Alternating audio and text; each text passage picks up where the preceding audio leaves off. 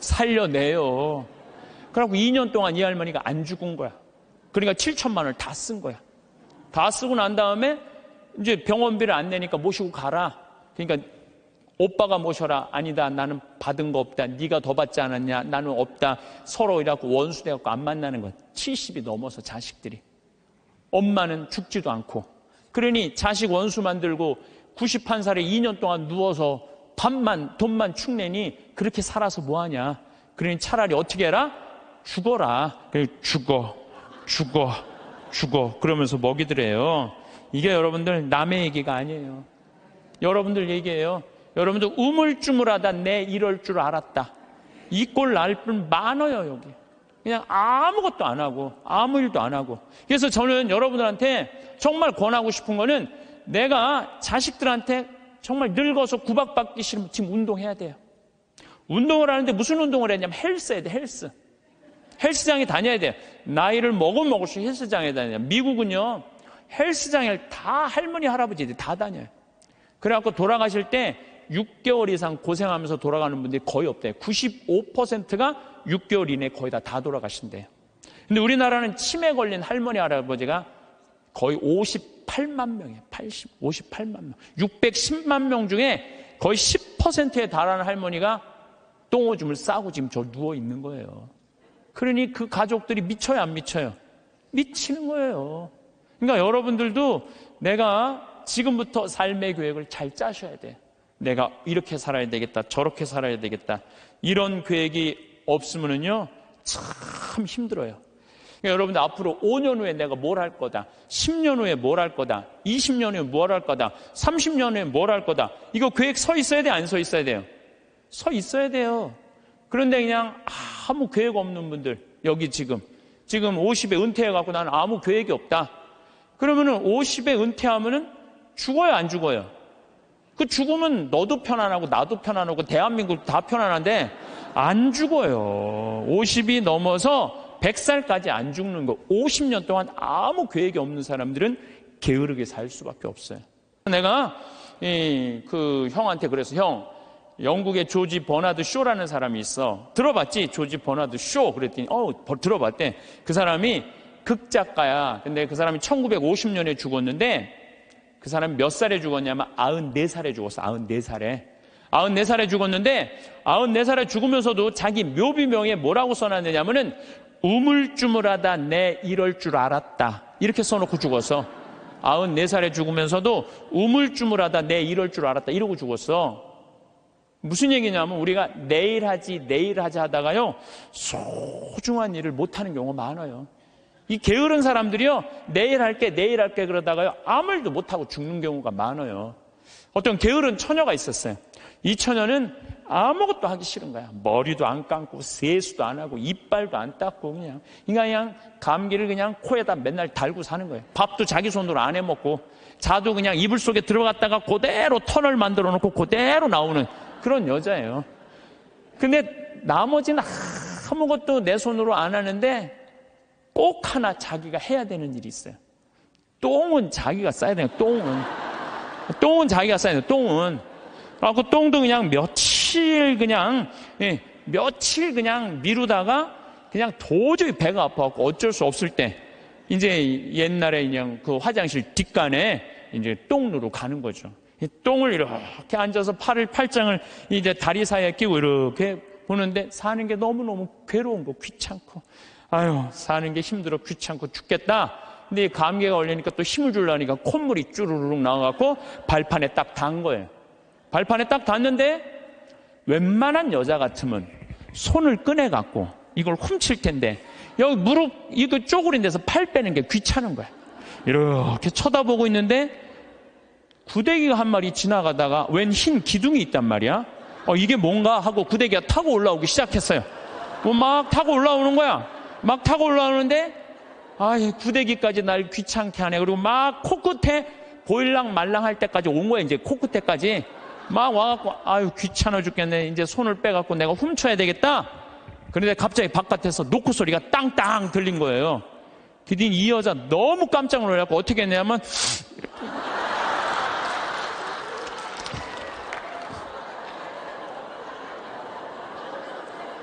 우물쭈물하다가 그러는 경우 참 많아요. 우물쭈물하다가 큰 코 닥치는 사람들 많아요.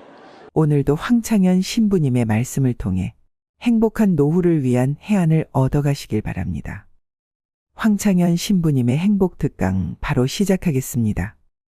오늘 제가 여러분들하고 나눌 이야기는 회개와 용서라는 주제보다는 죄에 이르는 길이라는 주제로 얘기를 나누고 싶어요.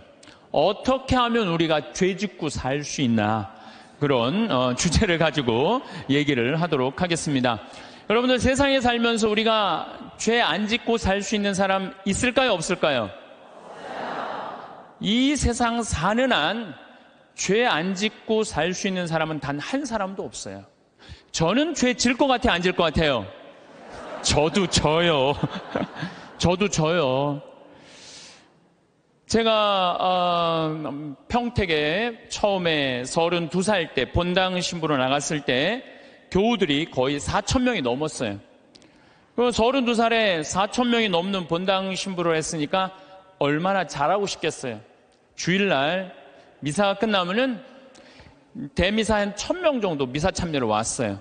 그러면은 그 미사 끝에 성당 마당에서 그 교우들 손 한 번씩 잡아주려고 한 분도 안 빼고 손을 잡아주면서 눈 마주치면서 일일이 말은 다 못했지만 눈으로 잘 지냈느냐, 잘 지내라, 이런 마음으로 눈인사까지 다 했어요. 그런데 어떤 경우는 또 교우가 손을 붙잡고 지난주에 뭐 우리 집 애가 아파서 병원에 갔다 왔다 뭐 이런 얘기를 하면 또 그 얘기 들어줘야 되잖아요. 그래갖고 이렇게 제가 이렇게 얘기를 들어주면서도 귀는 그분 얘기를 듣고 눈은 지나가는 분들 계속 인사를 이렇게. 그래서 저는 제 나름대로 최선을 다해서 교우들 사랑의 마음을 전했다고 생각을 했어요. 근데 다음 주에 고해소에 들어와갖고 자매 하나가 막 우는 거예요. 신부님, 왜 나를 무시하느냐? 내가 돈이 없어 무시하냐? 아니면 사회적 지위가 낮아서 무시하냐? 내가 세상에서까지 무시받는데 성당에 와서까지 무시를 받아야 되느냐? 아니, 그게 무슨 말씀이냐고? 그러면은 이 자매가 하는 말이, 왜 지난주에 내 인사를 안 받냐? 남들 인사는 다 받고.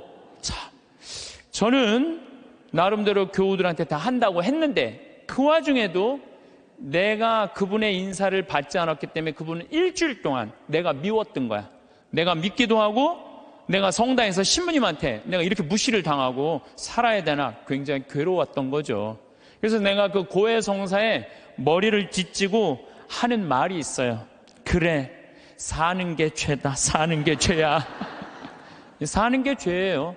어떨 때 보면 이쁜 것도 죄예요. 이쁜 것도. 성당에 이쁜 여자 나오잖아요. 그럼 마음 산란해요. 이쁜 것도 죄야. 또 이쁜 여자가 또 그냥 거기서 그냥 막 성당에서 그냥 활동도 하고 막 빛이 나면은요, 더 미운 거죠. 나는 왜 저렇게 이쁘게 태어나지 못했을까? 어떨 때 보면은 이쁜 것도 죄예요. 여러분들은 성당에 열심히 나오고 싶어요.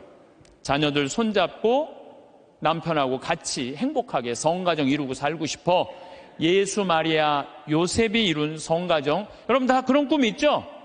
정말로 다 같이 미사 참여 손잡고 하고 싶은 꿈이 있는데, 자식은 성당 가자고 그러면은 마치 성당 가는 건 구닥다리나 하는 것처럼 엄마나 가라고 그러고 성당 가는 거 무시할 때, 내가 무시당하는 게 아니라 예수님까지 무시당하는 기분 들 때 우리가 너무너무 슬퍼요.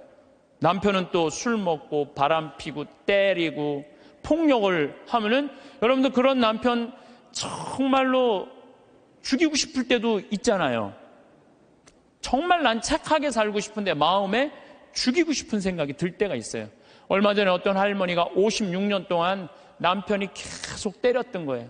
근데 이 할아버지가 이 병이 누워갖고 치료하자고 그러는데도 또 그날도 때린 거예요. 그러니까 할머니가 홧김에 그 할아버지를 결국은 죽였잖아요. 그러니까 그 할머니는 평생 맞으면서도 가정을 지키고 싶었던 거예요. 그런데 그런 조그만 죄들이 쌓여서 제 생각에는 큰 죄가 되는 것 같아. 조그만 죄들이. 나는 착하게 살고 싶은데 세상이 가만 놔둬요, 안 놔둬요? 가만히 안 놔두잖아요. 나 성당에서 신앙생활 열심히 하고 싶은데 다른 사람이 나 욕하고 헐뜯으면은 내 마음 안에서 미움이 생겨요, 안 생겨요? 나는 정말로 착하게 살고 싶은데 남들이 가만히 안 놔두는 거야. 또 보이스피싱 있잖아요. 이 금쪽 같은 아들이 서울 가서 공부 잘하고 있는데 갑자기 전화가 한 통 온 거예요. 지금 아들이 교통사고가 나갖고 지금 병원에 내가 데려다 준 사람이다. 이 응급실에 있는데 수술 안 하면은 죽는다. 빨리 돈 좀 보내라. 아니, 아들이 죽는다는데 묻지도 따지지도 않고 어떻게 해요? 돈 300만 원 보내줬어. 그랬더니 한 10분 후에 아들이 전화하는 거, 엄마 잘 있느냐고. 멀쩡한 아들이. 이미 돈은 보냈는데. 그렇게 2008년부터 3만 건이 넘는 보이스피싱에 우리 순진한 사람들이 얼마만큼의 돈을 손해를 받느냐면 3,700억을 손해를 봤어요. 3,700억을. 그러니까 그 착한 사람들이 그렇게 돈이 사기당했다고 생각했을 때 화가 나요, 안 나요? 화가 나요. 착하게 살고 싶은데도 세상이 가만히 놔두지 않는 거예요. 근데 여러분들, 여기 계신 여러분들 대부분이 착하게 살고 싶은 분들일 거예요. 그러니까 이 시간에 여기 나왔겠죠. 한번 착하게 살아보고 싶은 의지가 있는 분들 아니에요.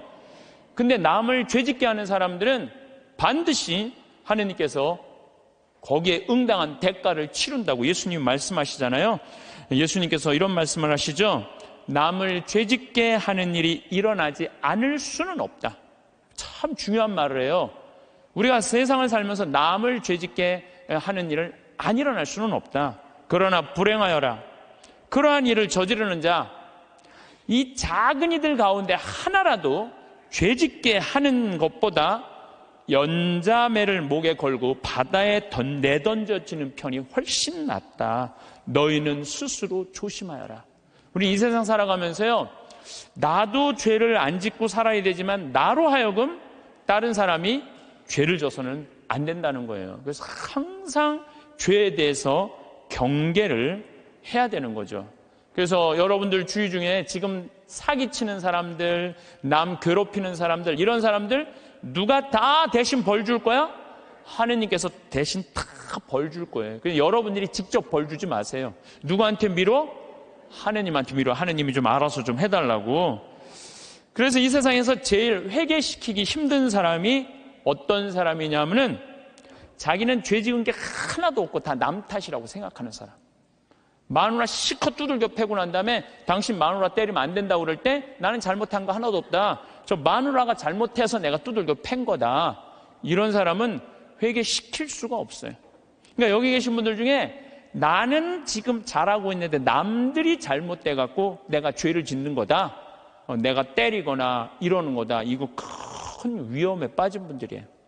옛날에 러시아에 신부님이 한 분 계셨어요. 이 신부님은 이렇게 시내 본당 신부님이었어요.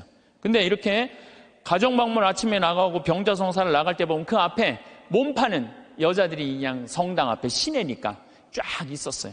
그래갖고 밤새 막 옷 그런 거 그냥 빨아놓고 걸어놓으면은 신부님이 나가면서 회개하라고, 니네들 때문에 수많은 사람들이 죄 속에 빠지고 너희들도 죄의 굴레 속에서 산다고, 회개 안 하지면은 너희들은 지옥에 갈 것이라고. 신부님 나갈 때 또 들어올 때 또 그냥 밤에 그냥 여자들이 그냥 몸 판다고 쫙 이상하게 옷 입고 앉아 있으면은 그냥 신부님 눈꼴이 시잖아요. 그러니까 뭐라 그래? 회개하라고. 너희들 그렇게 죄 지면은 지옥에 갈 거라고. 그래서 신부님이 평생 그 여자들한테 회개하라고 얘기를 했어요. 그래도 이 여자는 먹고 살아야 되니까 그냥 신부님이 그럴 때마다 눈물을 흘리고 회개를 했어요. 그런데 신부님이 그렇게 열심히 하늘나라 선포하다가 돌아가셨어요. 돌아가셨는데 신부님이 돌아가신 날 그 성당 앞에서 맨날 몸 팔던 여자도 같이 죽은 거야. 똑같은 날. 그래갖고 이제 베드로 성인 앞에 가고 이제 천당, 지옥, 연악, 도정을 딱 받으려고 이렇게 줄 서서 있는데 신부님이 가만히 보니까 평생 몸 팔고 살던 여자가 앞에 딱 서 있는 거야. 이 여자가 내 앞에 있네? 그래갖고 이제 저 여자 평생 죄 짓고 산 여자니까 저 여자는 지옥에 갈 거야. 그리고 이렇게 있는데 베드로 성인이 그 여인을 보더니 안다는 듯이 싹 웃으면서 이 치부책을 대충 넘기는 거예요. 대충 넘기더니 핸드는 소리가 천당 도장을 딱 찍어주는 거예요. 신부님이 뒤에서 기가 막히잖아요. 저 여자가 어떻게 산 거 알면은 천당이라는 도장을 찍어줄 리가 없는데 저런 여자가 천당이면은 나는 만당이겠다. 만당. 저런 여자가 천당이면 난 만당이겠다. 그래갖고 신부님 차례가 딱 됐는데 베드로 성인이 신부님을 딱 보더니 안 됐다는 듯이 이렇게 쳐다보더니 이 장부를 자세히 꼼꼼히 넘기는 거예요. 그러더니 베드로 성인이 신부님은 지옥이라고 지옥 도장 딱 찍은 거예요. 신부님이 따졌죠. 지금 베드로 성인 제정신이냐고. 평생 몸 팔고 산 저 여자는 천당이고 하느님 나라 평생 선포하고 산 난 왜 지옥이냐고 이유를 대라고. 그랬더니 또 신부님이 또 컴플레인을 하니까 이거 그냥 넘어갈 수가 없어서 그럼 내가 장부를 다시 한번 보겠다고. 그랬더니 그 여자 장부를 막 넘기더니 이 여자 천당 맞다고. 그리고 신부님 장부를 다시 보니까 신부님 지옥 맞다고. 이유가 뭐냐? 그랬더니 베드로 성인이 이런 말을 해요.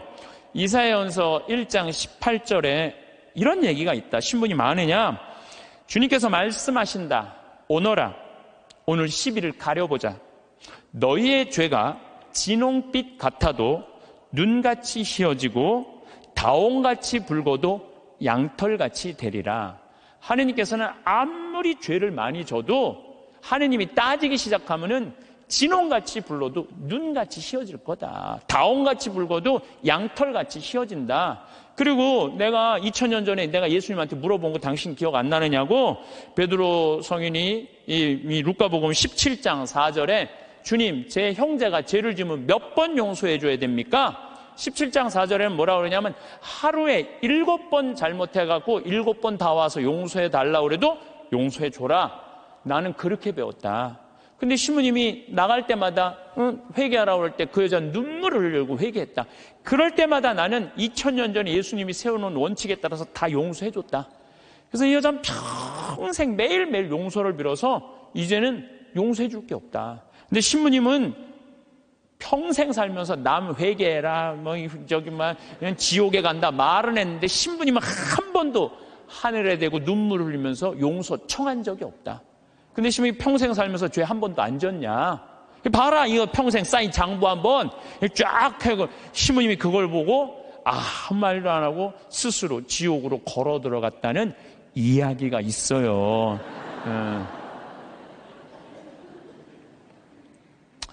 인간으로 태어난 이상 우리가 죄를 안 짓고 살 수는 없습니다. 근데 제가 이렇게 가만히 보면요, 시골에서 사는 분보다는 도시에서 사는 분들이 죄를 훨씬 더 많이 져요. 시골에는요, 죄 질 일이 거의 없어요. 제가 우리 평창 읍내 이렇게 저녁에 나가보면은요, 여기 도시에 와보면 막 빙글빙글 막 이상한 이발소 막 돌아가는 거 천지잖아요. 우리는 하나도 없어요, 그런 게. 죄 짓고 싶어도 질 수가 없어요, 죄 짓고 싶어도. 그리고 우리 시골은 밤에 이렇게 낮에도 마찬가지예요. 읍내에 나가면은 신호가 한 2개, 3개 있는데 아무리 늦게 떠나도 빵빵거리는 사람이 없어요. 근데 내가 서울 강의, 오늘도 서울에 와서 강의하지만 1초만 늦게 출발해도요, 빵빵빵빵 그래요. 이게 사람 사는 동네인지 또 아래층, 위층 또 층간소음 때문에 서로 싸우고 스트레스하고 그냥 설날 그냥 아래층 사람들이 위층에 그냥 찾아온 자식들 다 죽이고. 이게 도시에서 살면 살수록 죄를 많이 짓는 것 같아요. 시골에서 사는 것보다는. 또 높은 자리에 올라가면 올라갈수록 죄를 질 수밖에 없어요. 내가 알던 어느 시장님. 네, 시장님인데 열심히 우리 천주교 교우죠. 근데 자기는 정말로 돈을 안 받았대요. 정말 하느님 앞에 맹세할 수 있대요. 그런데 자기가 감옥에 10달 갔다 왔대요. 갔다 온 이유가 뭐냐면 추석 때 선물 꾸러미들이 그렇게 많이 들어온대요. 그러면은 선물을 막 다 보낸대요. 그럼 정말 사과 박스 같은 게 들어오면은 그 미처 못 보내고 던지고 가는 사람이 있대요. 그럼 업무 바쁘다 보면 다음날 뜯어보면 거기 안에 돈이 꽉 들어있대요. 그래갖고 다시 돌려줘도 하루만 그게 그 집에서 잠을 자도 이게 꺼리가 된다는 거예요. 자기는 전혀 받고 싶지 않은데. 그러니까 높은 자리에 올라가면 올라갈수록 죄 짓고 싶지 않은데 그래서 여러분들 출세하는 거 그렇게 좋아할 거 없다는 거예요. 높은 자리 올라가면은요, 죄 지을 수 있는 기회가 훨씬 많아요. 많이 가지면 가질수록 죄를 더 많이 짓는. 부자가 하늘나라 들어가는 것보다는 낙타가 바늘구멍 통과하는 것이 훨씬 쉽다고 예수님 말씀하셨잖아요. 많이 가진 사람 많이 내놔야 돼요. 빌 게이츠, 워런 버핏 이 두 사람이 얼마를 만들어놨냐면 1,000억 달러를 만들어놨어요. 1,000억 달러. 빌 게이츠는 600억 달러를 내놓고 워런 버핏은 300억 달러를 빌 게이츠한테 줬어요. 자선재단에. 그럼 웬만한 사람이면은 자기가 만들고 싶잖아요. 300억 달러면. 우리나라 전 대통령 300억 원을 냈다고 그러는데 이 빌 게이츠, 워런 버핏은 자기가 관리하지도 않아요. 빌 게이츠한테 줬어요. 왜 그랬냐고 그러니까 나보다는 빌 게이츠가 훨씬 자선 사업을 잘해왔기 때문에 잘할 것 같아갖고 300억 달러를 냈다는 거예요. 얼마나 멋있어요. 그러니까 미국의 부자들은 존경받는 거예요. 근데 우리나라 부자들은요, 이게 내놓는 걸 떼어놔서 안 떼어먹으면 다행일 텐데 이 세금으로 떼어먹으니까 우리나라는 부자에 대한 거부 반응이 있는 거예요. 예수님이 그랬어요. 많이 가진 사람은 많이 내놔야 된다. 많이 가진 사람은. 하느님께서 많이 준 얘기는 많이 나누라고 그러는데 이게 여러분들 루카복음 16장에 부자와 나자로 얘기 알죠? 부자는 잘 먹고 잘 살았어. 하다못해 나자로 떨어지는 부스러기도 개가 나자로 종기 핥았어요. 근데 마지막 날에는 나자로는 아브라함 품에서 참 호강을 하고 부자는 뜨거운 불똥이 있어요. 물 한 방울 그것도 못 먹었잖아요. 예수님이 그러잖아요. 살아 생전에 너무 고생을 했기 때문에 이 나자로는 호강을 하는 거. 당신은 부자인데 아무것도 나누지 않았고 고생하는 거다. 그러니까 우리가 돈이 많고 출세하면 할수록 뭐에 가까우냐면 죄에 가까운 거예요. 그만큼 뭐가 많아? 책임이 많기 때문에 책임이. 없는 게 속편한 게 있어요. 예수님은 이방인, 죄인들, 창녀들이 먼저 천국 간다는 말이 저는 요즘 조금 이해가 돼요. 버림받고 가난하고 빼곡고 힘없는 사람 천당 갈 확률이 많아요. 근데 여기가 지금 수서성당이란 말이에요. 우리나라에서 제일 잘 사는 동네란 말이야. 약간 위험하지 않을까. 그러니까 여러분들은 어떻게 해야 돼? 더 많이 내놔야죠. 요즘 저는 중국을 이렇게 보면요, 걱정돼요. 여러 가지로 걱정돼요. 5살짜리 아이 막 눈알 빼고 막, 그렇죠? 50살짜리 얼마 전에도 할아버지도 눈알을 막 빼가고, 참, 이 살아있는 사람들 눈알을 빼가요. 또 애들 1살, 2살짜리 유괴해다가 팔아먹는, 이게 수두룩하다는 거예요. 수두룩하다는 거예요. 그거 팔아먹는 사람이 300명이 넘는다는 거예요. 그거 얼마 전에 잡았잖아요. 그러니까 중국이요, 저는 하느님을 믿지 않아서 반성을 하지 않는 나라예요. 쉽게 말하면 회개하지 않는 나라예요. 얼마 전에도 제가 그 중국에서 올린 동영상 유튜브를 봤는데 길 가면서 이렇게 소매치기 할아버지가 잡았어요. 그랬더니 잡았다고 그 할아버지를 길에서 때리는데 한 명도 모르는 척하는 거예요. 한 명도 말리는 사람이 없는 거예요. 이 막대기로 때리는데도.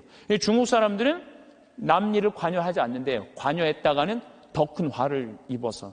양심이 완전히 없는 거죠. 돈만 벌으면 뭐예요? 요즘 중국이 돈 잘 버는데 이게 회개하지 않으면은, 회개하지 않는 나라 또 있잖아요. 일본도 똑같은 나라예요. 제가 보기에는. 예. 그래서 우리가 정말로 회개를 하고 살아야 된다. 그러면 우리가 어떻게 죄를 질 수 있느냐? 우리가 자그만 죄들이 커서 큰 죄가 되는데 그 자그만 죄, 우리가 큰 죄로 가는 첫 번째 뭐냐면 게으름이에요. 게으름. 덴마크 속담에 이런 얘기가 있어요. 젊어서 게으름은 늙어서 도적이 된다고 그래요. 게으른 사람이요, 다 남 욕하고 비난하고 사기치는 거예요. 대부분이.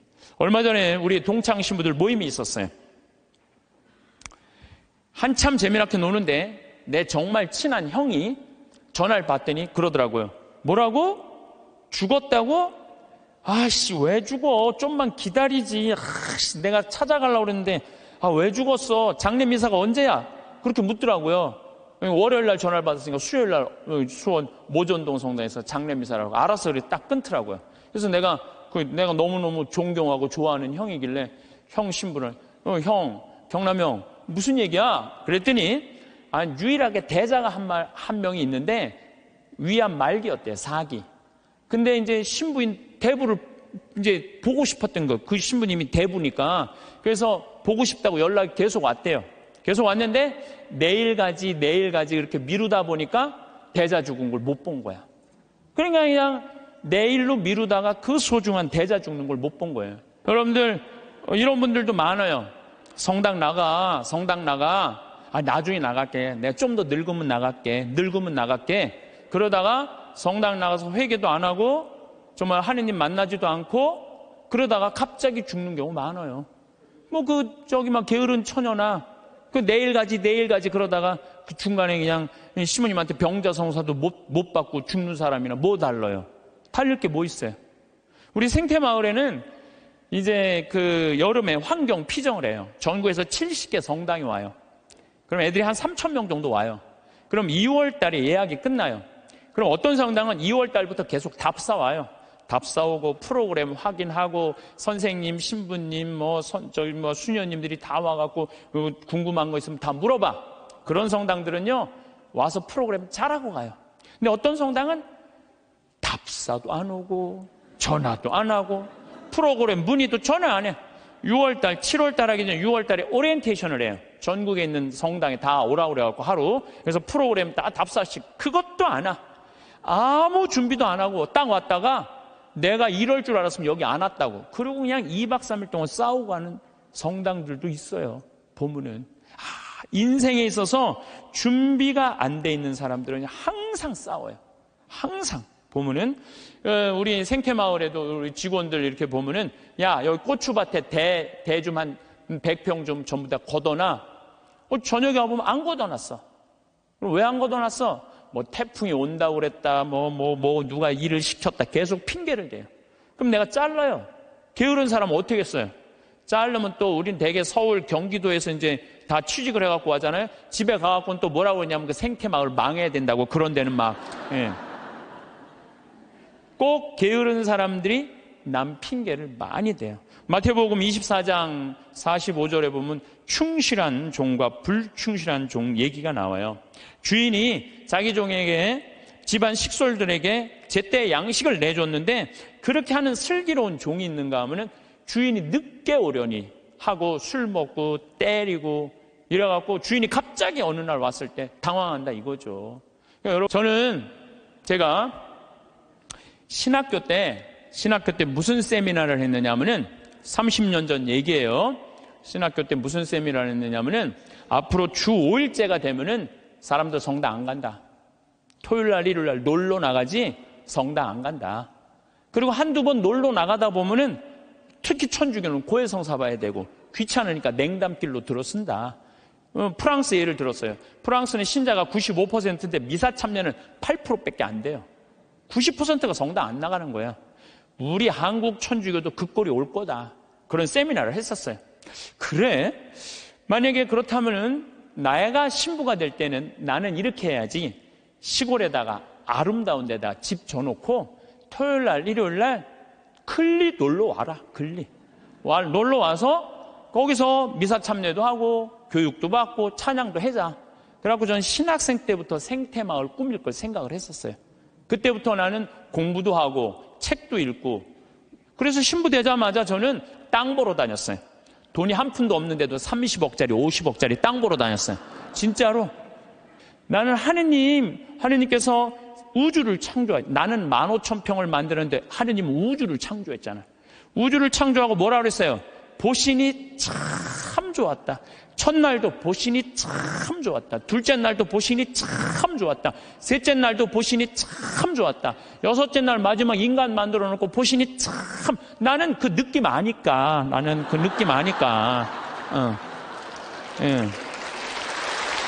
이게 내가 이제 이 평창 생태마을을 꾸며놓으니까 교우들도 많이 오고 그랬더니 이제 주교님께서 저를 부르시더니 수원 교구에 15만 평이 있다는 거예요. 여주에. 거기를 생태마을로 꾸미라는 거예요. 그래서 요즘 제가 그 생태마을 꾸미느냐고 진짜 바빠요. 그러니까 그냥 하루가요 금쪽 같아요. 15,000평 꾸미는데 15년 걸렸는데 15만 평 꾸미려면 몇 년이 걸릴 것 같아요? 이제 경험도 있고, 나름대로 이제 역량도 생겼으니까 거기 한 10년 정도는 충분히 꾸밀 것 같아요. 그러니까 저는 60살 때까지 할 일이 줄을 서서 기다리고 있는 거예요. 그러니까 게으를 시간이 없는 거예요. 게으를 시간이. 근데 이번 3월 달에 아프리카 잠비아를 갔는데 80만 평의 농토를 수녀님들이 갖고 있더라고요. 근데 2만 평밖에 안 한 거, 2만 평밖에. 그래서 수녀님 왜 이 넓은 농토를 다 풀밭으로 그냥 황무지로 놔두고 왜 2만 평밖에 농사를 못 짓느냐? 그랬더니 신부님 기계가 아무것도 없는데 손으로 한 사람이 최대한 농사 지을 수 있는 게 1,000평이에요, 1,000평.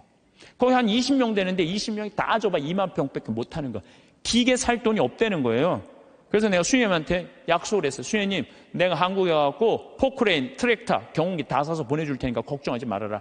내가 내년에는 이 80만 평 완전히 농장으로 만들어주겠다. 그렇게 약속을 그냥 하고 왔어요, 제가. 그냥 하고 왔는데, 아니, 여기 딱 한국에 와갖고 제가 강의 때 몇 번 얘기했어요. 좀 도와줬으면 좋겠다. 한 2억 정도면 될 것 같으니까 여러분들 도와줬으면 좋겠다. 근데 교우들이 또 우리 절에 다니시는 분들, 교회 다니시는 분들까지 보내주는 거예요. 근데 3억이 들어왔어. 난 2억이면 되는데 굳이 3억까지 들어와. 3억. 그런데 막상 포크레인을 사고 트랙터를 사고 경운기를 사고 이래 보니까 딱 3억이 드는 거예요.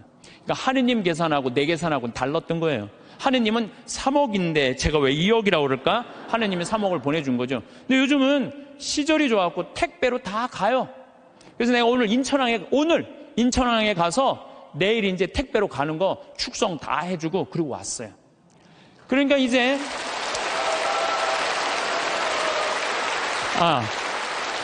이거는 제가 박수를 받아야 될 게 아니고 정말로 함께 해줬던 그 많은 분들 1,000만 원씩 봉헌해 주신 분들이 받을 박수예요. 저는 아무것도 한 게 없어요. 그러니까 이제 거기 갖고 이제 80만 평 농토를 꾸미고 거기를 나는 대학까지 해줄 생각이에요. 대학까지. 그 대학까지 만들어주려고 생각을 해보니까 또 한 10년은 내가 그러니까 난 70살 때까지 일이 기다리고 있는 거예요. 70살 때까지 우리 신부들이 70에 은퇴하거든요. 근데 은퇴하기 전까지는 나는 일이 기다리고 있는 거예요. 게으르지 않을 수 있는 거죠. 그럼 이제 70살 넘어서는 뭘 할까? 우리 동창 신부들끼리 모여갖고 야, 우리가 70살이면 지금 70에 은퇴하라고 그러는데 70이면 지금 다 아저씨 같잖아요. 그렇죠? 그럼 70에 우리 뭐 할까? 그래갖고 우리 신부들끼리 모여갖고 한 얘기가 그 얘기야. 야, 우리 70 넘으면 있잖아. 적어도 신부 생활 한 30년, 40년 하면은 하느님하고 거의 친하니까 반 귀신이다. 반 귀신 되니까 우리 커피숍 하자. 커피숍에서 커피 마시러 오는 사람들, 정말 힘들고 고통스러운 교우들 얼마나 많으냐. 근데 본당 신부님 바쁘니까 면담도 못하고 커피 타주면서 면담하면 앉아서 면담해주고 우리 동창이 20명 되니까 하루에 돌아가면서 해봤자 일주일에 하루만 나가서 일하면 되는데 우리 요즘은 4주8자 커피숍도 많더라. 야, 우리 신부들도 은퇴해갖고 그거 해주자. 제가 그런 얘기 해요. 사도 바오로가 데살로니가 후서 2서 3장 16절에서 15절에 이런 얘기를 해요. 무질서하게 살아가면서 우리에게서 받은 전통을 따르지 않는 형제는 누구든지 멀리 하십시오. 우리는 여러분과 함께 있을 때 무질서하게 살지 않았고 아무에게서도 양식을 거저 얻어먹지 않았으며 오히려 여러분 가운데 누구에게도 폐를 끼치지 않으려고 수고와 고생을 하며 밤낮으로 일하였습니다. 사도 바오로도요, 하느님을 전하면서도 교우들한테 폐 끼치기 싫어갖고 어떻게 밤낮으로 그물 짜는 일을 했다는 거예요. 그물 짜는 일. 사람은요, 일을 해야 돼요. 일 안 하는 사람들이 다 남 탓하고 남 비난하고 이러는 사람들, 일 안 하는 사람들이, 사실 우리는 여러분 곁에 있을 때 일하기 싫어하는 자는 먹지도 말라고 거듭 지시하였습니다. 일하기 싫어하는 사람은 먹지도 말라 이거예요. 그런데 듣지 않니 여러분 가운데 무질서하게 살아가면서 일은 하지 않고 남의 일에만 참견만 하는 자들이 있다고 합니다. 일 안 하면 할 일이 없는데 뭐 할 것 같아요? 참견하는 거예요. 여러분들 50, 60 넘어갖고 부부싸움 왜 하는 줄 알아요? 남편들하고 부부싸움 왜 했는 줄 알아요? 할 일이 없으니까. 할 일이 없으니까 싸우는 일밖에 없는 거예요. 그냥 아내 뭐 반찬을 왜 이렇게 했느냐, 청소를 이렇게 했냐, 그냥. 그러니까 젊었을 때 그냥 제발 일찍 퇴근하라고 그래도 그냥 일찍 집에도 들어오지 않더니 늙어선 굳이 집에 들어오지 않아도 되는데 그냥 때 따라 철 따라 그냥 집에 들어와갖고 그냥 일이 없으니까 챙겨내는 게 일이. 그런 사람들에게 우리는 주 예수 그리스도의 이름으로 지시하고 권고합니다. 묵묵히 일하여 자기 양식을 벌어 먹도록 하십시오. 오늘도 내일도 아무 계획이 없거나 일이 없으면 사는 게 지겨워요. 일이 없으면 지겨워요. 우리는 저는 어렸을 때 시골에서 농사 졌어요. 옛날에는요, 다 일해야지 먹고 살았어요. 전 7살 때 벼를 뱄어요. 사람들이 믿지 못하겠지만 할머니들은 이해가 할 거예요. 7살 때 벼를 뱄어요. 벼를 베고 아버지가 꼭 이 뒤에다가 꼭 볕단을 한 단씩 져줬어요. 그럼 그걸 지고 집에까지 갔었어야 돼. 그 지고 가면 목이 얼마나 따가운지 몰라요. 그래갖고 내가 지금도 기억이 안 되니까 논두렁에 내가 이렇게 그게 무거우니까 기대고 한 얘기가 있어. 아유, 사는 게 이렇게 힘드네. 이렇게. 그러니까 옛날에는요, 중고등학교 뭐 학교도 못 다녔지만은 옛날에는요, 애들이 10살, 15살 다 일했기 때문에 문제 있는 애들이 없었어요. 근데 요즘은요, 아버지만 일해도 다 먹고 살아. 나머지는 일을 안 해도 돼. 근데 학생은 뭐가 전문이에요? 뭐가 일이에요? 학생한테는 공부가 일이죠. 그런데 여러분들 이걸 알아야 돼요. 대한민국 이 병을 고쳐야 돼요. 애들이요, 중학교 1학년 때까지는 따라가요, 공부를. 근데 중학교 2학년만 되면 못 따라가요. 갑자기 함수, 2원 1차 연립 방정식 뭐 이런 게 막 미지수 뭐 이런 게 막 나와요. 그러니까 애들이 이해를 못하는 거예요. 중학교 2학년만 되면은. 영어도 막 관계 대명사, 관계 부사. 내가 2학년 교과 과정을 다 이거 강의하는 거 뽑아봤어. 나도 모르는 게 많더라고. 나도 모르는 게. 그러니까 중학교 2학년 애들은요, 몸은 크지 이해는 안 되지. 엄마는 공부하라고 그러지. 학교 가면은 수업 시간에 알아듣는 건 하나도 없지. 신경질이 나요, 안 나요? 그러니까 이 중학교 2학년 애들이 무서운 거예요. 그래서 무서운 거. 얘네들이 얼마 전에도 중학교 2학년 애가 뭐 선생님한테 욕을 하고 그냥 신경질 하는데 창문을 깨갖고 그냥 여기 붕대를 감고 왔더라고. 중학교 2학년이요, 무시무시해요. 얼마 전에 미국에서도 중학교 2학년 애 총 쏴서 선생님 죽였잖아요. 북한이 왜 전쟁을 못 일으켜요? 중학교 2학년 애들이 무서워서 전쟁을 못 일으켜요. 얘네들이 무슨 일을 할 줄 몰라갖고. 여러분 혹시 자녀들 중에 중학교 2학년, 걔네들 무서워요. 중학교 2학년 애들. 요즘은 그 운전면허인데도 초보 운전 이거 안 써붙인대잖아요. 차 뒤에다가 중2 타고 있음 이것만 써붙이면 그냥 아무도 안 건드려. 아무도. 그러니까 중학교 2학년 때부터 어떤 일이 벌어지느냐 하면은 중학교 2학년, 3학년, 고등학교 1, 3학년 5년 동안 이해 안 되는 상태에서 5년을 학교를 다니는 거예요. 그러니까 이때부터 뭘 하느냐 하면 게임을 하는 거예요. 이때부터 게임을 하는 거예요. 그건 이해가 되니까. 게임은 이해가 되잖아요. 몇 번만 하고. 그리고 시험은 한 번 못 보면 그걸로 끝나지만 게임은 한 번 실패해도 다음에 다시 기회 줘요, 안 줘요? 머리만 살면 계속 기회를 주잖아요. 그러니까 애들이 게임에 미치는 거예요.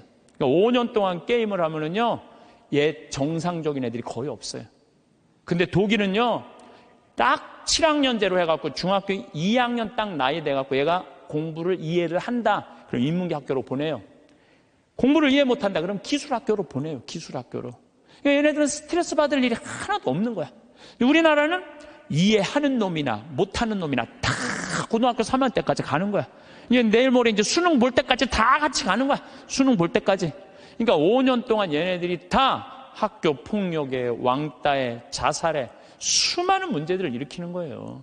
공부 못하는 애들은요, 학교 가갖고 운동을 하든지 아니면 내가 지금 잠베아에 트랙탑 경운기 포크레인 보내듯이 트랙탑 경운기 포크레인을 배우든지.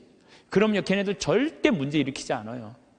일이 없으니까. 학교에 가갖고 일이 없으니까 얼마나 지겹겠어요. 거기다가 그냥 학원 밤까지. 그러니까 애들이 미치는 거예요. 그러니까 요즘 애들이 제정신 있는 애들이 별로 없는 거죠. 그래서 제가 항상 드리는 말씀이 그거예요. 고등학교 3학년 여러분들 자녀들 가운데, 고등학교 3학년 자녀들 가운데 애는 착해. 등치는 산만하고 머리가 안 돌아가. 그런 애들은 우리 생태마을에 취직시키세요. 우리 생태마을에 지금 농장도 10명이 필요하고 주방도 10명이 필요해요. 왜냐하면은 농장에요, 천지가 돈이에요. 여러분 고개만 돌리면 천지가 돈이에요. 왜? 이 10월 1일부터 한 20일까지 깻잎 따거든요. 깻잎만 작년에 우리가 5천만 원어치 깻잎을 담아서 팔아요. 그러면은 2억 원어치를 따도 2억 다 팔아요. 근데 딸 손이 없는 거예요. 딸 손이. 깻잎 끝나고 나면 콩잎, 이 콩잎 누런 거 이거 다 돈이에요. 다 돈이에요. 그것만 따갖고 된장 속에 박아두면은 서울 사람들 그것만 먹으면 이거 어디서 사느냐고. 다 돈이야, 다 돈. 근데 뭐가 일이 없다는 거예요. 내가 우리 수원교구 주부에다가도 고등학교 3학년 아이들 중에 튼튼한 아이들, 수능 시험 못 본 애들, 이런 애들, 착한 애들, 이런 애들 취직 원서 내라고 내가 수없이 지금 내도 고등학교 3학년 졸업한 애들은 한 명도 없어요. 뭐냐면 내 자식만은 농사 안 시키겠다 이거예요. 내 자식이 여기서 빈둥거리고 놀아도 끝났는데도 엄마들은 꿈을 포기하지 않는 거예요. 대한민국의 불행이 여기 있는 거예요. 거기서 그냥 원서만 넣어갖고 대학 들어가 봐요. 그럼 끝나고 난 다음에 취직 안 되면. 그래서 캥거루가 우리나라가 47만 명이에요. 엄마의 그 뱃속에서 25, 30살이 됐는데도 직장을 못 구하고 그냥 집에서 엄마 뱃속에서 그냥 거기서 용돈 받아갖고 쓰는 애들 캥거루가 47만 명이래. 47만 명. 그러니까 그 집들이 다 스트레스 받는 거예요. 죽이느니 원수니 너 같은 걸 낳고 내가 미역국을 끓여 먹은 내가 미친놈이라는 둥 뭐 이런 일들이 벌어지는 거예요. 저는 그래서 이런 생각이 들어요. 지금 시골에 우리가 농민들이 한 350만, 한 360만 정도 되는데 다 70, 80, 90의 나이가. 취직 그 집에 다 테란이에요. 다. 지금 20대들 놀고 집에서 컴퓨터 게임 이거 하는 애들 전부 다 거기 취직시키라는 거예요. 뭐 국가에서 월급도 좀 주고. 그래갖고 앞으로 블루오션은 농업이에요. 농업이 블루오션이에요. 사람이요, 일을 해야지 죄를 안 져요. 일하는 사람은요, 남 탓할 시간 없어요. 남 핑계 댈 시간 없어요. 일이 막 하는 사람들, 하루하루가 금쪽 같은데 남 욕할 시간이 어딨어. 아무것도 할 일 없는 사람이 대통령부터 저 밑에까지 다 욕하는 거예요. 온갖 거 다 참견하면서 다 일 없는 사람들이 남 욕하는 거지, 일 있는 사람은요, 남 욕할 시간이 없어요. 그래서 우리가 진짜 무서운 거는 일을 안 하는 거다. 요즘 일하고 싶어도 일자리가 없다고들 하는데 우리나라들 중소기업, 농촌, 천지가 일손이 모자라요. 우리 형님도 뭐 큰 형님도 한 40명 정도 공장에서 데리고 일을 하는데 우리나라 아이들은요 일주일만 하면 다 내던지고 간대요. 그러니까 우즈베키스탄, 파키스탄 뭐 이런 데서 방글라데시 얘네들 쓸 수밖에 없다는 거예요. 나도 한번 공장에 가보니까 다 까만 애들이 그냥 눈이 그냥 하얀 애들이 막 이런 애들이 다 일을 하더라고요. 그러면서도 우리는 일자리가 없다고 이러니 이게 얼마나 얼마나 답답하냐 이거예요. 여러분들, 섹스피어는 이런 얘기를 해요. 잠자는 거인보다는 부지런한 난장이가 낫다로래. 아무리 능력이 뛰어난 자라도 부지런한 사람을 이길 수가 없어요. 그러니까 여러분들 자녀들 중에 대학을 나왔어, 최고의 교육을 받았어, 근데 일을 안 하면요 아무 소용이 없는 거예요. 고등학교, 중학교 나왔지만 열심히 일하면요 얘네들이 훨씬 낫다는 거예요. 근데 우리나라는 노동의 신성한 가치를 꼭 펜대를 굴려야지 훌륭한 사람이란 이 머릿속에 이 게으름 때문에 대한민국이 죄 속에 드는 거예요. 저는요 무슨 성폭력, 뭐 학교폭력, 뭐 자식이 부모 죽이고 노름하고 게임하고 다 뭐 때문에 일이 없어서 일만 하면요 이런 죄들 싹 없어져. 우리 뭐 농장 직원들이 하는 얘기가 있어요. 해만 지면 잔다는 거지. 아무 생각 없이 사는 거야. 아무 생각 없이 해만 지면 그냥 밭에 나가서 그냥 일하고 그냥 해만 지면 자고 다음날 일어나고 또 해만 지면 자고 해만 지고 자. 얼마나 좋아요. 근데 아침부터 아무 할 일이 없어. 힘은 흘러 넘치는데 어떻게 했어요? 죄질 수밖에 없는 거죠. 그래서 작은 죄들이 모여서 큰 죄가 되는 거예요. 그래서 첫 번째 우리가 경계해야 되는 건 게으름이에요. 게으름. 여러분들도 레지오를 하든지 연령회를 하든지 호스피스 봉사를 하든지 헬스라든지 수영장을 다니든지 등산을 다니든지 일을 해야 된다는 거예요. 나이 들면서 믿을 것은 자식도 아니고 집밖에 없다라고 말하는 사람들이 많습니다. 평생을 일해도 내 이름 석자가 적혀 있는 종이 등기 필증을 가져보지 못하는 사람들이 많이 있지만 대중교통 환승하는 것보다 쉽게 평수를 넓히고 재산을 불려가는 사람들도 많이 있습니다. 우리 한국인들에게 집은 아주 특별한 존재입니다. 내 집을 샀다는 것은 성공과 안정을 의미하는 것이고 재산을 성큼성큼 불려나갈 수 있는 기회를 갖게 되었다는 것입니다. 또 나이 들어서는 노후 대비의 상징이기도 합니다. 하지만 고도 성장기를 빠져나와 저출산에 허덕이는 대한민국에서는 부동산 불패 신화가 계속 이어지지 않을 수도 있다는 전망이 속속 나오고 있습니다.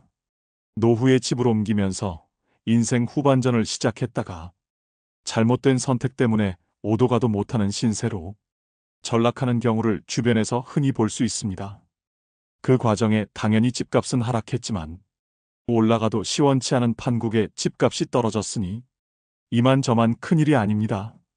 가진 거라고는 집 한 채가 전부인데 가치가 뚝뚝 떨어졌다는 것은 노후 준비가 기반부터 흔들리게 된다는 것입니다.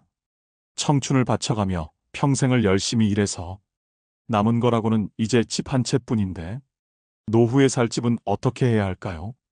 그래서 오늘은 나이 들어서 노후에는 어떤 집에서 거주하는 것이 제일 현명한 선택인지 함께 고민해 보겠습니다.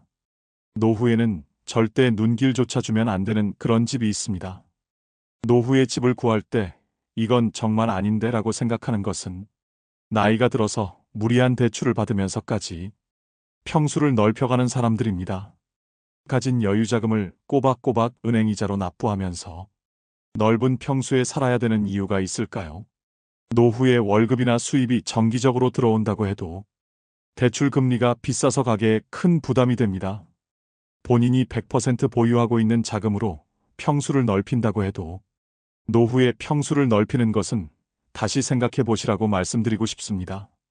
이렇게 평수를 넓혀서 이사를 하시는 분들은 대부분 자식이 결혼하고 아들, 딸, 손자들이 오면 집이 넓어야 되지 않을까 생각한다고 합니다. 그리고 결혼하기 전에는 사던 보기에 작은 집이 민망해서 이사를 결심한다는 분들도 많습니다. 제대로 된 사돈이라는 평수 가지고 따지고 들 일도 없을 테지요. 요즘 자식들은 명절 때 오랜만에 집에 와도 자고 가지 않는 경우가 많습니다. 부모 집에서 자고 가는 자식들도 물론 있겠지만 요즘에는 자식들도 부모 집보다는 가까운 숙박시설에서 자는 게 편하다며 아침에 와서 제사 지내고 본인 집으로 가거나 여행을 떠나는 경우가 많다고 합니다. 시대가 많이 변했습니다. 자식이 자고 갈까봐 빚까지 내서 노후에 넓은 평수로 이사 가야 된다는 생각은 다시 고민해 보시길 바랍니다. 가진 것은 집 한 채가 전부이고 가진 돈을 탈탈 털어서 부동산 바람 따라 투자한 뒤에 하루하루 뚝뚝 떨어지는 아파트 값에 가슴이 새카맣게 타는 노후를 보내는 분들이 많습니다. 남의 집 얘기가 아닙니다. 이러한 실수를 하지 않기 위해 꼭 아셔야 될 것이 있습니다. 노후에 새로운 집을 선택할 때 반드시 고려하셔야 할 6가지를 소개해 드리겠습니다. 첫 번째는 최소 10평 미만 집은 피해라입니다. 실제로 60대 이후에는 자녀들을 모두 출가시키고 부부 또는 혼자 사는 시니어들이 많습니다. 이때 무조건 작은 집으로 가야겠다는 생각에 10평 미만 집을 선택하는 경우도 있는데요. 보통 정부에서 지원하는 실버 임대주택의 경우에도 10평 정도가 많고 오피스텔의 경우에도 평이 채 안 되는 곳이 많습니다. 하지만 나이가 들면 너무 좁은 집에는 살 수 없습니다. 여기서 좁은 집이라고 하는 것은 10평 미만을 이야기하는 것인데요. 10평이라 것이 사람이 자기가 원하는 물건을 놓고 정신적 안정감을 추구하기에 최소 조건이며 흔히 말하는 복지적 공간이라고 합니다. 그래서 노후에 가장 좋은 주거 형태는 10평에서 20평대의 소형 평수이지만 오락과 친교를 모두 가까운 거리에서 해결할 수 있는 주거 형태가 가장 좋습니다. 작은 집이라 해도 부부 각자가 방을 하나 쓸 수 있어야 합니다. 질 좋은 수면이 노화 방지의 최고의 명약이기 때문입니다. 곁에서 들리는 코 고는 소리로 수면의 질을 떨어뜨리면 안 됩니다. 부부라도 혼자만의 시간을 원할 때 혼자 있을 수 있는 것도 스트레스를 줄이는 지름길입니다. 두 번째는 복지관 근처로 가라입니다. 우리나라의 집은 학군에 따라서 집값이 결정되는 데 반해 초고령 사회인 일본은 복지관 근처 집값이 굉장히 비싸다고 합니다. 복지관 근처에서 많은 노인들이 좋은 서비스를 받기 때문에 복지관 근처에 좋은 집이 많고 집값도 비싸다고 하는데요. 나는 아직 복지관 다닐 나이는 아니야 라고 생각하시는 분들이 계실지 모르겠습니다. 오랜 직장 생활을 끝낸 은퇴 이후에는 비교적 시간 여유가 늘어나 무료함을 느끼기 쉽습니다. 이런 여가 시간을 취미 활동으로 보내시는 분들도 있고 또 아직 일을 하시는 분들도 계실 텐데요. 나이 들면 들수록 우리가 사는 곳에서 배움과 즐거움을 찾기는 힘든 것이 사실입니다. 그러다 보니 나중에는 어디에서 가장 많은 시간을 보내게 될까요? 바로 복지관입니다. 그 이유는 복지관 안에는 교육과 돌봄이 있습니다. 그뿐만 아니라 저렴한 식비의 끼니도 든든하게 해결됩니다. 좋은 영양사도 있고 밥도 비싸지 않고 거기다가 각종 양질의 교육들이 너무 많습니다. 자원봉사할 것들도 있어 보람도 느낄 수 있습니다. 시설도 굉장히 좋으면서 국가가 끊임없이 지원을 하고 관리하며 전문가가 수시로 와서 교육도 해줍니다. 나이 들어 이런 집결된 서비스를 받을 수 있는 곳은 복지관 말고는 찾기 힘듭니다. 물론 돈이 많은 분들은 어디서 배우든 어디서 먹든 부족함이 없겠지만 우리는 그럴 돈이 없습니다. 특히 요즘같이 물가가 높을 때는 문 밖을 나가기가 무서울 정도입니다. 무엇을 배워보고 싶어도 돈 걱정부터 앞서게 되는데 이럴 때 복지관이 대안이 될 수 있습니다. 그래서 노후에는 내가 즐길 수 있고 친구도 만날 수 있는 복지관 근처에 사는 것이 좋습니다.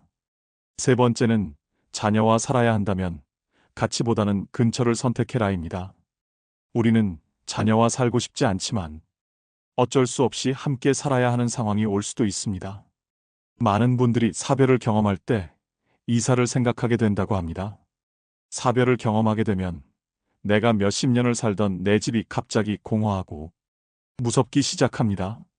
또 한 가지는 집이 관리하기에 너무 크고 어렵습니다. 그래서 그때 집을 좁혀가거나 아니면 자녀들이 가까이 있는 쪽으로 옮겨가시는 분들이 많이 계십니다. 이때 우리가 반드시 생각해야 할 것이 있습니다. 부모와 자녀가 함께 살면 주거비와 식비의 부담이 줄어들고 외로움은 어느 정도 해소될 수 있으나 사위나 며느리와의 관계에서 오는 새로운 관계에 스트레스가 생길 수 있다는 것입니다. 따라서 자녀와 함께 살아야 한다면 함께 살기보다는 근처에서 사는 것이 가장 이상적입니다. 손주가 어렸을 때는 손주를 돌보는데 손을 보태거나 성장을 지켜보며 삶의 활력을 얻는 것도 좋습니다. 이렇게 자녀와는 적절한 거리를 유지하는 방법이 노후 생활에서 스트레스를 최대한 줄이면서 현명하게 지내는 방법입니다. 네 번째는 병원이 30분 이내에 있는 집을 선택해라입니다. 노후가 되면 다리에 힘이 줄어들기 때문에 커다란 껍데기 집은 필요하지 않습니다. 그보다는 편리성이 중요합니다. 지하철역에서 50m 내에 위치한 소형 아파트가 노후 생활에 가장 적합합니다. 대중교통이 불편하면 생활 반경이 좁아지고 먼 거리 외출도 어렵게 돼요. 자칫하면 고립감마저 느낄 수 있습니다. 여기서 가까우면 이동은 물론 물건을 사는 일이나 병원에 다니는데도 얼마나 편할까요? 가까우면 가까울수록 좋은 것이 병원이지만 제가 특히 30분을 강조하는 이유는 우리가 기초 의료 서비스에 접근하기 위한 최단 시간이 30분이기 때문인데요. 정말 위급한 상황을 제외하고는 30분 이내에 병원에 갈 수 있으면 됩니다.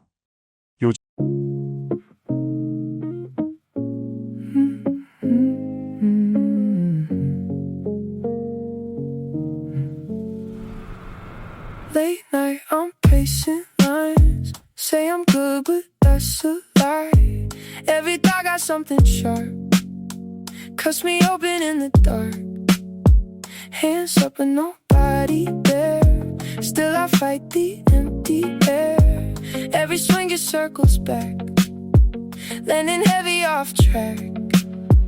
I keep counting every flaw, like it's something I could solve, but it echoes way too loud when there's no one else around. I'm a shadow boxer in the dark.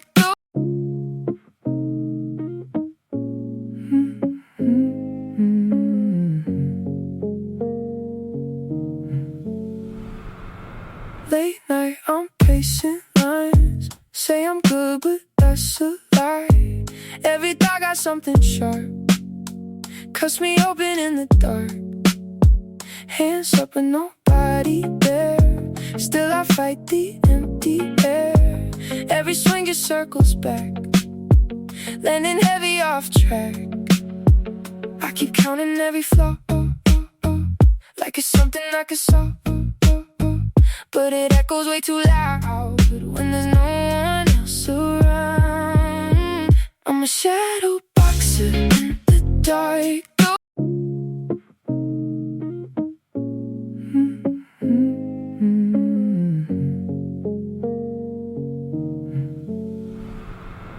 Late night, I'm pacing lines. Say I'm good, but that's a lie. Every thought got something sharp, cuts me open in the dark. Hands up but nobody there. Still I fight the empty air.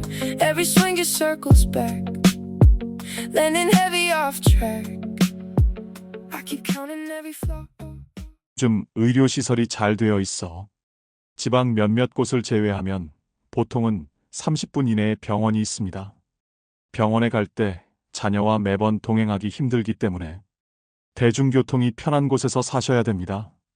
이처럼 노후의 집을 선택할 때는 병원이 가장 우선 순위가 되어야 합니다. 중년을 넘어가면서 건강에 대한 이슈가 굉장히 커지게 됩니다. 아무리 몸 관리를 잘한다고 해도 70이 넘어가면 병원을 밥 먹듯이 가게 됩니다. 건강한 분이 잘 없습니다. 그럴 때 가벼운 병은 가까운 곳에 가서 치료를 한다고 하지만 중병이나 장기질환들, 만성질환들이 계속 발생하게 되면 큰 병원을 많이 이용할 수밖에 없습니다. 그래서 질병에 대한 관리가 가능한 곳을 30분 이내에 갈 수 있는 곳이 가장 좋습니다. 한적한 곳에 전원주택 공기가 맑고 자연 속에서 살고 싶은 꿈은 누구나 있을 겁니다. 더구나 번잡한 도시에서 바쁘게 종종거리며 평생을 살아왔기에 은퇴 후에 한적한 자연 속에서의 생활을 계획하는 분들이 많이 계십니다. 하지만 나이 들수록 대형 병원과 가깝고 배울 수 있고 운동할 수 있고 여럿이 함께 취미 생활을 즐길 수 있는 문화센터와 도서관, 그리고 쉽게 쇼핑할 수 있는 곳들이 많은 그런 곳에 사는 것이 최고입니다. 초고령 사회인 일본이 고독사로 골머리를 앓고 있지만 한 아파트 단지는 지난 12년 동안 고독사가 한 건도 발생하지 않아서 대안으로 주목받고 있습니다. 4천여 명이 거주하고 있는 이 조그만 아파트 단지에는 꽃꽂이, 서예 등 주민 스스로 만든 소모임이 180여 개에 이르고, 그래서 이 아파트 단지에는 1년 내내 각종 행사가 끊이질 않습니다. 아파트 관리도 주민 스스로 맡아서 하는데 이는 거주하는 노년층의 수입이 되기도 합니다. 또 단지는 인정 네트워크를 촘촘히 구성해서 서로의 일상을 챙겨줍니다. 이 사례로 얻을 수 있는 교훈은 어쩌면 나이 들어서는 주변 사람들과 교류하며 서로를 챙겨줄 수 있는 곳에 살아야 한다는 것입니다. 덩그러니 한적한 전원주택은 더욱 신중해야 할 일입니다. 그럼에도 불구하고 한적한 전원 생활을 꼭 해보고 싶으시다면 전원주택을 짓거나 구매하지 마시고 월세 내며 먼저 살아보시기를 추천드립니다. 다른 노후 전문가들도 그렇게 얘기합니다.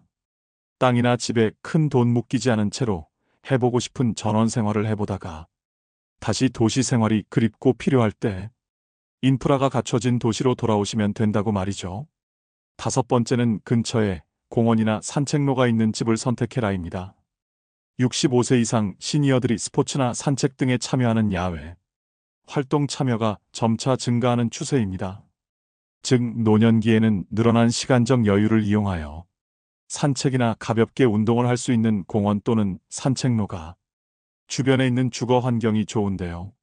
노년기가 되면 활동성이 떨어지고 야외 활동을 적게 하게 됩니다. 하지만 나이가 들수록 적당한 야외 활동을 하여 신체 활력을 증진해야 하는데요. 산책로 인근 주거지는 일단 풍부한 녹지를 바탕으로 주거 쾌적성이 매우 뛰어나고 또 사계절의 정취를 느끼기에도 부족함이 없는데요. 동네 주변의 산책은 신선한 공기 자연의 아름다움을 느낄 수 있어 심혈관 건강 증진뿐만 아니라 노인 우울증 예방에도 아주 좋습니다. 이처럼 집 가까이에서 산책을 즐기게 됨으로써 몸에 해로운 좌식 생활을 자연스럽게 줄일 수 있게 됩니다. 6번째는 노후용 집은 따로 있다입니다. 우리가 집을 소유하고 있으면 재산세 관리비 같은 여러 가지 유지 비용이 발생하게 됩니다. 20대, 30대의 신혼 시절에 산 집이라면 30년 이상이 지난 건물이 되는데요. 여기서 반드시 한 가지 확인해 두셔야 할 부분이 있습니다. 바로 노후에 내가 이 집을 매매한다면 얼마나 받을 수 있는지 금액을 미리 파악해 두는 것입니다. 내가 거동이 불편해져 돌봄 시설이나 병원에 가야 할 때 그 비용을 집을 판 돈으로 충당할 가능성이 크기 때문입니다. 내가 가지고 있는 금융 자산이 적으면 자택 매매를 고려하지 않을 수 없게 됩니다. 나이 들어 갑자기 닥칠 수 있는 상황들을 대비하는 것이죠. 그리고 현재 사는 집이 너무 오래되었거나 나에게 너무 크고 관리하기 어렵다면 노후용 집으로 이사하는 것을 권하고 싶습니다. 노후가 되면 다리에 힘이 줄어들기 때문에 너무 크고 넓은 집은 집만 될 뿐입니다. 노후용 집은 평수가 너무 넓지 않아야 합니다. 자녀들이 모두 독립해 나갈 시기가 되면 부모들은 집을 줄여나가야 할 준비를 해야 합니다. 이제 부부 2명만 덩그러니 남았으니 쓸데없이 큰 집에 살 필요가 없어졌기 때문입니다. 하지만 반대로 결정하시는 분들이 많이 계십니다. 곧 사위나 며느리도 생길 것이고 사돈 보기도 그렇고 또 손자 손녀들이 생기게 되면 지금 사는 집은 비좁다 하는 생각에 넓은 평수로 옮기고 싶어 합니다. 하지만 넓은 평수 아파트는 크나큰 실수가 될 수 있습니다. 젊고 아이들과 있을 때는 크고 넓은 집이 좋지만 혼자 혹은 둘일 때는 청소도 힘들 뿐 아니라 잡동사니가 쌓이기 때문에 작은 집이 좋습니다. 특히 노년이 되면 사는 집을 줄여서라도 현금성 자산을 늘려야 하는데 큰 평수에 살면 노후 자금으로 챙겨둔 여유돈마저도 집에 더 투자하게 될 확률이 높으니 경제적으로 여유가 없어지기 때문입니다. 또한 평수 넓은 아파트는 향후에 팔지 못할 수도 있습니다. 오늘 제가 여러분들하고 나눌 이야기는 회개와 용서라는 주제보다는 죄에 이르는 길이라는 주제로 얘기를 나누고 싶어요. 어떻게 하면 우리가 죄 짓고 살 수 있나, 그런 주제를 가지고 얘기를 하도록 하겠습니다. 여러분들, 세상에 살면서 우리가 죄 안 짓고 살 수 있는 사람 있을까요, 없을까요? 이 세상 사는 한 죄 안 짓고 살 수 있는 사람은 단 한 사람도 없어요. 저는 죄 질 것 같아요, 안 질 것 같아요? 저도 져요. 저도 져요. 제가 평택에 처음에 32살 때 본당 신부로 나갔을 때 교우들이 거의 4,000명이 넘었어요. 32살에 4,000명이 넘는 본당 신부를 했으니까 얼마나 잘하고 싶겠어요. 주일날 미사가 끝나면은 대미사 한 1,000명 정도 미사 참여를 왔어요. 그러면은 그 미사 끝에 성당 마당에서 그 교우들 손 한 번씩 잡아주려고 한 분도 안 빼고 손을 잡아주면서 눈 마주치면서 일일이 말은 다 못했지만 눈으로 잘 지냈느냐, 잘 지내라, 이런 마음으로 눈인사까지 다 했어요. 그런데 어떤 경우는 또 교우가 손을 붙잡고 지난주에 뭐 우리 집 애가 아파서 병원에 갔다 왔다 뭐 이런 얘기를 하면 또 그 얘기 들어줘야 되잖아요. 그래갖고 이렇게 제가 이렇게 얘기를 들어주면서도 귀는 그분 얘기를 듣고 눈은 지나가는 분들 계속 인사를 이렇게. 그래서 저는 제 나름대로 최선을 다해서 교우들 사랑의 마음을 전했다고 생각을 했어요. 근데 다음 주에 고해소에 들어와갖고 자매 하나가 막 우는 거예요. 신부님, 왜 나를 무시하느냐? 내가 돈이 없어 무시하냐? 아니면 사회적 지위가 낮아서 무시하냐? 내가 세상에서까지 무시받는데 성당에 와서까지 무시를 받아야 되느냐? 아니, 그게 무슨 말씀이냐고? 그러면은 이 자매가 하는 말이, 왜 지난주에 내 인사를 안 받냐? 남들 인사는 다 받고. 참, 저는 나름대로 교우들한테 다 한다고 했는데 그 와중에도 내가 그분의 인사를 받지 않았기 때문에 그분은 일주일 동안 내가 미웠던 거야. 내가 믿기도 하고 내가 성당에서 신부님한테 내가 이렇게 무시를 당하고 살아야 되나 굉장히 괴로웠던 거죠. 그래서 내가 그 고해 성사에 머리를 뒤지고 하는 말이 있어요. 그래, 사는 게 죄다. 사는 게 죄야. 사는 게 죄예요. 어떨 때 보면 이쁜 것도 죄예요. 이쁜 것도. 성당에 이쁜 여자 나오잖아요. 그럼 마음 산란해요. 이쁜 것도 죄야. 또 이쁜 여자가 또 그냥 거기서 그냥 막 성당에서 그냥 활동도 하고 막 빛이 나면은요, 더 미운 거죠. 나는 왜 저렇게 이쁘게 태어나질 못했을까? 어떨 때 보면은 이쁜 것도 죄예요. 여러분들은 성당에 열심히 나오고 싶어요. 자녀들 손잡고 남편하고 같이 행복하게 성가정 이루고 살고 싶어. 예수, 마리아, 요셉이 이룬 성가정. 여러분 다 그런 꿈이 있죠? 정말로 다 같이 미사참례 손잡고 하고 싶은 꿈이 있는데, 자식은 성당 가자 그러면은 마치 성당 가는 건 구닥다리나 하는 것처럼 엄마나 가라 그러고 성당 가는 거 무시할 때, 내가 무시당하는 게 아니라 예수님까지 무시당하는 기분 들 때 우리가 너무너무 슬퍼요. 남편은 또 술 먹고 바람 피고 때리고 폭력을 하면은, 여러분들 그런 남편 정말로 죽이고 싶을 때도 있잖아요. 정말 난 착하게 살고 싶은데 마음에 죽이고 싶은 생각이 들 때가 있어요. 얼마 전에 어떤 할머니가 56년 동안 남편이 계속 때렸던 거예요. 근데 이 할아버지가 이 병이 누워갖고 치료하자고 그러는데도 또 그날도 때린 거예요. 그러니까 할머니가 홧김에 그 할아버지를 결국은 죽였잖아요. 그러니까 그 할머니는 평생 맞으면서도 가정을 지키고 싶었던 거예요. 그런데 그런 조그만 죄들이 쌓여서 제 생각에는 큰 죄가 되는 것 같아요. 조그만 죄들이. 나는 착하게 살고 싶은데 세상이 가만 놔둬요, 안 놔둬요? 가만히 안 놔두잖아요. 나 성당에서 신앙생활 열심히 하고 싶은데 다른 사람이 나 욕하고 헐뜯으면은 내 마음 안에서 미움이 생겨요, 안 생겨요? 나는 정말로 착하게 살고 싶은데 남들이 가만히 안 놔두는 거야. 또 보이스피싱 있잖아요. 이 금쪽 같은 아들이 서울 가서 공부 잘하고 있는데 갑자기 전화가 한 통 온 거예요. 지금 아들이 교통사고가 나가고 지금 병원에 내가 데려다 준 사람이다. 이 응급실에 있는데 수술 안 하면은 죽는다. 빨리 돈 좀 보내라. 아니, 아들이 죽는다는데 묻지도 따지지도 않고 어떻게 해요? 돈 300만 원 보내줬어. 그랬더니 한 10분 후에 아들이 전화하는 거, 엄마 잘 있느냐고. 멀쩡한 아들이. 이미 돈은 보냈는데. 그렇게 2008년부터 3만 건이 넘는 보이스피싱에 우리 순진한 사람들이 얼마만큼의 돈을 손해를 받느냐면 3,700억을 손해를 봤어요. 3,700억을. 그러니까 그 착한 사람들이 그렇게 돈이 사기당했다고 생각했을 때 화가 나요, 안 나요? 화가 나요. 착하게 살고 싶은데도 세상이 가만히 놔두지 않는 거예요. 근데 여러분들, 여기 계신 여러분들 대부분이 착하게 살고 싶은 분들일 거예요. 그러니까 이 시간에 여기 나왔겠죠.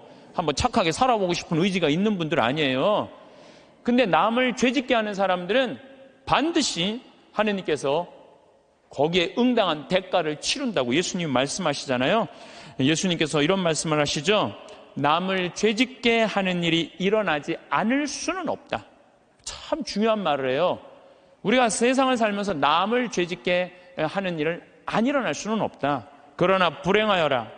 그러한 일을 저지르는 자, 이 작은 이들 가운데 하나라도 죄짓게 하는 것보다 연자매를 목에 걸고 바다에 내던져지는 편이 훨씬 낫다. 너희는 스스로 조심하여라. 우리 이 세상 살아가면서요, 나도 죄를 안 짓고 살아야 되지만 나로 하여금 다른 사람이 죄를 져서는 안 된다는 거예요. 그래서 항상 죄에 대해서 경계를 해야 되는 거죠. 그래서 여러분들 주위 중에 지금 사기치는 사람들, 남 괴롭히는 사람들, 이런 사람들 누가 다 대신 벌 줄 거야? 하느님께서 대신 다 벌 줄 거예요. 그래서 여러분들이 직접 벌 주지 마세요. 누구한테 미뤄?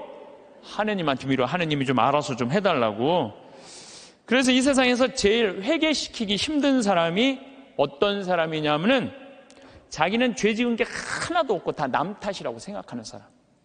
마누라 실컷 두들겨 패고 난 다음에 당신 마누라 때리면 안 된다고 그럴 때 나는 잘못한 거 하나도 없다. 저 마누라가 잘못해서 내가 두들겨 팬 거다. 이런 사람은 회개시킬 수가 없어요. 그러니까 여기 계신 분들 중에 나는 지금 잘하고 있는데 남들이 잘못돼 갖고 내가 죄를 짓는 거다. 내가 때리거나 이러는 거다. 이거 큰 위험에 빠진 분들이에요. 옛날에 러시아에 신부님이 한 분 계셨어요. 이 신부님은 이렇게 시내 본당 신부님이었어요. 근데 이렇게 가정방문 아침에 나가고 병자성사를 나갈 때 보면 그 앞에 몸 파는 여자들이 그냥 성당 앞에 시내니까 쫙 있었어요. 그래갖고 밤새 막 옷 그런 거 그냥 빨아놓고 걸어놓으면은 신부님이 나가면서 회개하라고, 니네들 때문에 수많은 사람들이 죄 속에 빠지고 너희들도 죄의 굴레 속에서 산다고, 회개 안 하지면은 너희들은 지옥에 갈 것이라고. 신부님 나갈 때 또 들어올 때 또 그냥 밤에 그냥 여자들이 그냥 몸 판다고 쫙 이상하게 옷 입고 앉아 있으면은 그냥 신부님 눈꼴이 시잖아요.